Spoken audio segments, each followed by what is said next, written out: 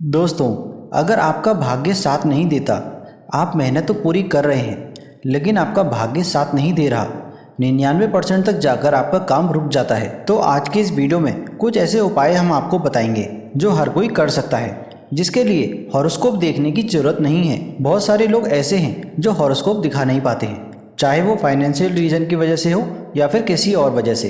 तो वो सभी लोग इस वीडियो को देखकर उपाय कर सकते हैं।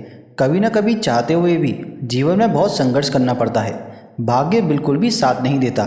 ऐसा लगता है कि दुर्भाग्य आपका पीछा कर रहा है। आप जो भी काम करते हैं अपनी तरफ से पूरी मेहनत कर रहे हैं, लेकिन वो काम पूरा ही नहीं हो पा रहा है। मैं कुछ ऐसे उपाय आपको बता रहा हूँ, अगर आप ये पूरी श्रद्धा और विश्वास के साथ करेंगे तो ज़रूर आपको इन उपायों का लाभ मिलेगा। बहुत सारे लोग ऐसे हैं जिनकी सोच ही नकारात्मक है, वो ये उपाय सुनते ही कह देंगे कि इन उपायों से कुछ नहीं होता। बिल्कुल सही बात है, वो इसलिए भी नहीं होता क्योंकि आप विश्वास ही नहीं करते। आपको अपने आप पर भी विश्वास नहीं है, आपको अपने भाग्य पर भी विश्वास नहीं है। लाल किताब कहती है, कर भला तो हो भला। तो कुछ इन उपायों को हमने कुछ ऐसी कोशिश करी है कि आप कुछ ऐसे कर्म करें जिससे बाकी लोगों का भी कुछ लाभ हो सके, और जब उन लोगों को लाभ मिलता है तो आपके पास वापस कई गुना लाभ लौट के आता है। तो अगर आप विश्वास नहीं करते हैं तो बिल्कुल मत कीजिए, क्योंकि फिर आपको इन उपायों से कोई भी लाभ नहीं मिलेगा। अगर आप पूरी श्रद्धा और विश्वास के साथ ये उपाय करेंगे तो आप यकीन मानिए आपको इनका लाभ जरूर मिलेगा।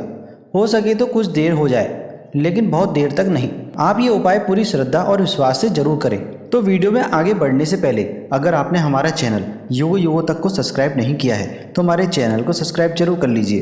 तो पहला है, रोज सुबह जब आप उठें तो सबसे पहले दोनों हाथों की हथेलियों को कुछ क्षण देखें। चेहरे पर 3 या 4 बार हाथ फेरें, यानी कि जैसे आप चेहरा धोते हैं पानी से, उस तरीके से बगैर पानी के जब आप सुबह उठें तो 3 या 4 बार आपको अपने चेहरे पे हाथ फेरना है। धर्म ग्रंथों में लिखा हुआ है कि हथेली के ऊपरी भाग में माँ लक्ष्मी, बीच में माँ सरस्वती व नीचे के भाग में जहाँ मणिबंध होता है वहाँ भगवान विष्णु का स्थान होता है। इसलिए रोज सुबह उठते ही अपनी हथेली देखने से आपके भाग्य में बदलाव जरूर आता है। दूसरा है, घर पे जो आप भोजन के लिए रोटी बनाते हैं उसमें से पहली रोटी गाय के लिए बनाएं। थोड़े से बड़े साइज की भी आप रोटी बना सकते हैं और ये पहली रोटी गाय के लिए निकालना शुरू कर दें। गाय में सभी देवी देवताओं का निवास माना जाता है। अगर प्रतिदिन गाय को रोटी खिलाने का एक शेड्यूल बना लें कि मुझे ऐसा करना ही करना है, तो आपके भाग्य में जरूर बदलाव आना शुरू हो जाएगा। एक बात ध्यान रखिएगा, जो पहली रोटी बनानी है वो गाय के लिए बनानी है, और जो आखिरी रोटी बनानी है उस रोटी का आधा हिस्सा आप कौवे के लिए या फिर कुत्ते के लिए निकाल सकते हैं, या फिर आप आधी आधी रोटी कौवे के लिए और कुत्ते के लिए, दोनों के लिए भी निकाल सकते हैं। ऐसा करने से आपके 3 ग्रह में सुधार होंगे, शुक्र, शनि और केतु। तीसरा है, मछलियों को आटे की गोलियां जरूर खिलाएं। इसके लिए आप क्या कर सकते हैं, अपने घर के आसपास कोई ऐसा तालाब, झील या नदी उसका चयन करें जहां बहुत सारी मछलियां होती हैं। यहां जाकर आपको आटे की गोलियां बनाकर मछलियों को खिला सकते हैं। माता लक्ष्मी को प्रसन्न करने का ये बहुत ही अच्छा उपाय है। अगर आपको फाइनेंशियल प्रॉब्लम हो रही है, अगर आपके फाइनेंशियल में स्टेबिलिटी नहीं है, तो आप ये नियमित रूप से उपाय करें। आप ये भी कर सकते हैं कि 1 महीने में 1 बार कर लें। अगर आपको अच्छा लगता है तो आप 15 दिन में 1 बार भी कर सकते हैं, और अगर आप ये नियम अगर शनिवार के दिन अपनाएंगे तो ये और भी ज़्यादा शुभ होगा। चौथा है, आप एक नियम बना लीजिए कि पीपल के पेड़ में आपको जल चढ़ाना है, लेकिन रविवार को छोड़कर। सोमवार से शनिवार तक आप पीपल पर जल चढ़ाएंगे।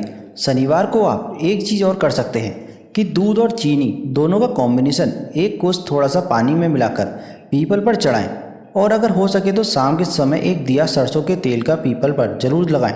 पांचवा है, जब भी आप किसी इंपॉर्टेंट काम के लिए बाहर जा रहे हैं, आपको लगता है कि आपका कोई काम, बड़ी डील, या फिर आपको लगता है कि कोई भी बड़ा इंपॉर्टेंट काम जो किसी वजह से रुक ना जाए, तो आपको उसमें करना क्या है, तो बाहर जाने से पहले एक पात्र के अंदर जल भरकर अपने घर के मंदिर या पूजा घर में रख दीजिए। फिर हाथ जोड़कर जाएं और भगवान से प्रार्थना करें कि आपका यह कार्य सफल हो। चाहे तो जाते वक्त थोड़ा सा दही और चीनी खाकर जा सकते हैं। छठा है, हर महीने में 1 बार ये नियम बना लें कि कुछ अमाउंट किसी किन्नर को या फिर किसी स्वीपर को, यानी कि सफाई कर्मचारी को, आप अपने बजट के हिसाब से जरूर दें। इससे क्या होगा कि आपका नेगेटिव एनर्जी जो आपके ऑरा में आ जाता है, वो नेगेटिव एनर्जी और नकारात्मक विचार वो खत्म होंगे, और धीरे धीरे आप चीज़ों को सकारात्मक तरीके से देखना स्टार्ट कर देंगे। सातवां है, बहुत सारे लोग ऐसे हैं जो गवर्नमेंट या गवर्नमेंट रिलेटेड जॉब कर रहे हैं। अगर उनको भी कहीं प्रॉब्लम आ रही है तो जॉब से रिलेटेड, तो उन्हें ये उपाय करने चाहिए। उगते हुए सूरज को रेगुलरली जल दें और अगर हो सके तो 11 बार गायत्री मंत्र का जाप करें तो आपकी सभी समस्याएं दूर हो जाएंगी। तो दोस्तों ये थे कुछ खास उपाय जो लाल किताब के अनुसार हमने आपको बताया है। अगर आप ये उपाय करते हैं तो धीरे धीरे आपके जीवन में आप खुद बदलाव देखेंगे। और हाँ, एक चीज़ का याद रखिएगा, कोई भी पूजा पाठ हो या कोई भी उपाय हो, जब तक आप पूरी सच्ची श्रद्धा से और पूरे विश्वास से उसे नहीं मानते हैं तब तक उसका लाभ आपको नहीं मिलेगा।